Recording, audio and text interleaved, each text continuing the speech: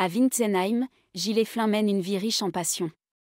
Restaurateur, sommelier et viticulteur, il partage son quotidien durant les vendanges, moment essentiel de son activité familiale, alliant travail acharné et amour du terroir.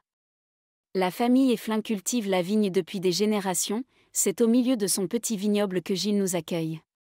Je suis restaurateur à Wintzenheim, restaurant Bon Coin.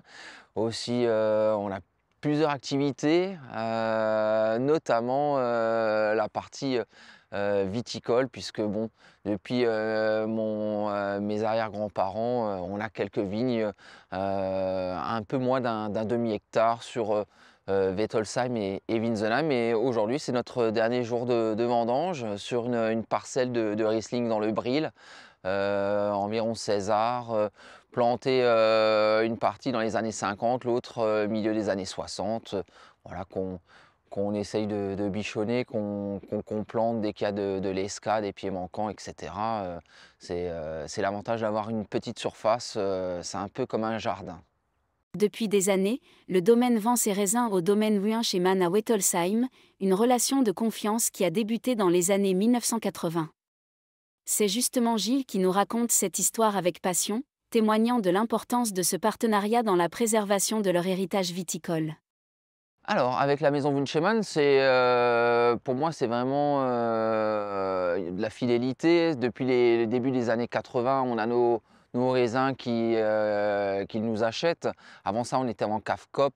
Je ne vais pas décrire le système, mais bon, on est sorti totalement fin des années 70 et plus jamais de notre vie, on y retournera. Et d'ailleurs, c'est vrai que sur ma carte des vins, il y a un peu plus de 1500 références, 1650 références, pardon, et pas une seule de cave coopérative, ça remonte encore à cette époque-là.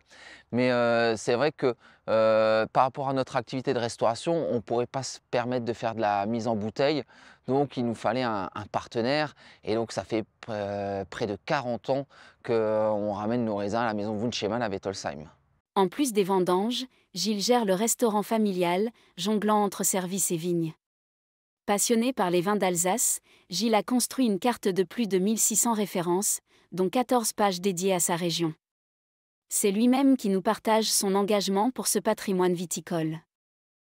Alors c'est vrai que la période des vendanges, c'est une période très ardue pour nous parce qu'en plus des repas vendangeurs qu'on fournit aux viticulteurs, donc ça fait des très longues journées. On termine vers 1 h ou 2 h du matin pour se relever à 6 h. Donc on essaie de préparer tout en amont, le matériel, les cuves, etc. Mon père est très tôt déjà dans les vignes, je le récupère dès 7 h 30. Il a déposé le tracteur, je le récupère pour qu'il puisse chercher le véhicule pour les cuves. Et donc la journée est vite remplie. Là, moi, à 8 h 30, tout à l'heure, je dois aller encore ouvrir notre partie brasserie tabac. Donc c'est vraiment des journées très très chargées. Heureusement qu'on a une petite surface parce que sinon on ne pourrait pas faire ça pendant 4 semaines durant, quoi.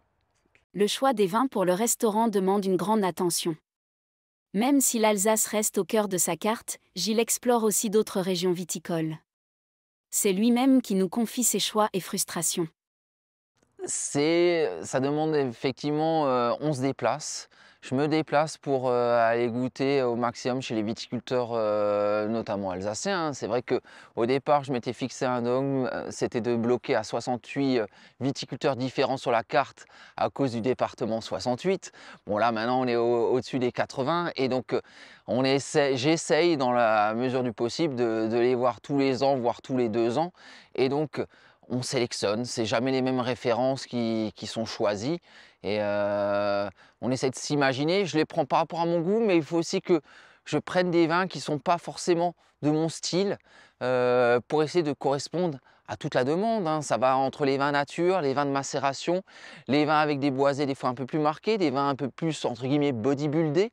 Je parle autant en blanc qu'en rouge, hein, bien sûr, hein, et je ne parle pas forcément que de l'Alsace, même si c'est vrai que le plus important, le plus important pour moi, c'est de défendre aussi le terroir et la viticulture alsacienne, la mettre en avant. C'est pour ça que notre carte des vins ne commence pas par la Champagne, ne commence pas par la Bourgogne, elle commence par 14 pages d'Alsace et c'est tout à fait normal. Pour le millésime 2024, les conditions ont été particulièrement éprouvantes. Gilles nous raconte ses défis, montrant à quel point ce millésime a été exigeant. Ah, ça a été un millésime où on est passé je ne sais combien de fois, on a mis beaucoup d'efforts. Pour l'instant, les raisins qu'on a rentrés, on est relativement content, mais on a dû faire des tris. Je pense à une parcelle de Sylvaner où, avec mon père, la veille, on est allé couper tous les raisins qui étaient dans un état sanitaire pas optimal pour que notre équipe de vendangeurs le lendemain puisse couper dans les meilleures possibilités. Donc ça a pu se faire sur nos jours de repos, le mardi, mercredi. C'est pas toujours possible, hein, mais c'est vrai que quand je regarde dans le travail à la vigne, ça a été un effeuillage sur certaines parcelles. J'ai jamais connu ça. Au niveau des traitements, on n'en a jamais quasiment fait autant. Il y a peut-être 2021, mais c'est vrai que on pensait déjà avec les feuilles qui étaient sorties déjà au mois d'avril qu'on commencerait à traiter à la mi-avril. Et puis finalement, le premier traitement est intervenu pour nous le 30 avril, ce qui est un record, hein. Avant ça, c'était le 2 mai. Donc ça a été et après il y a eu une période un peu plus fraîche et c'est vrai qu'il y a eu un gros travail à la vigne, peut-être plus que d'habitude.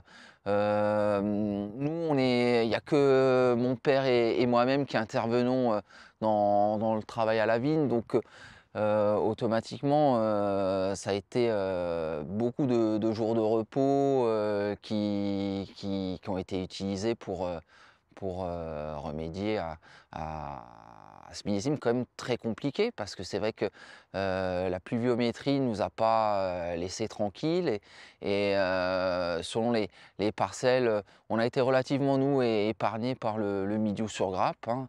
On va pas s'en plaindre, hein, mais bon, beaucoup de travail, des pamperages, des feuillages. C'est vrai que la vigne n'avait plus l'habitude d'avoir autant d'eau et donc elle a poussé de manière importante. Malgré les défis, Gilles reste optimiste. Le vin d'Alsace est un héritage précieux, qu'il défend avec passion, comme il nous le partage lui-même. Alors moi, les vins d'Alsace, moi je trouve qu'il y a une évolution qui est plus que positive. Qualitativement, avant on avait quelques viticulteurs qui faisaient «bon» entre guillemets.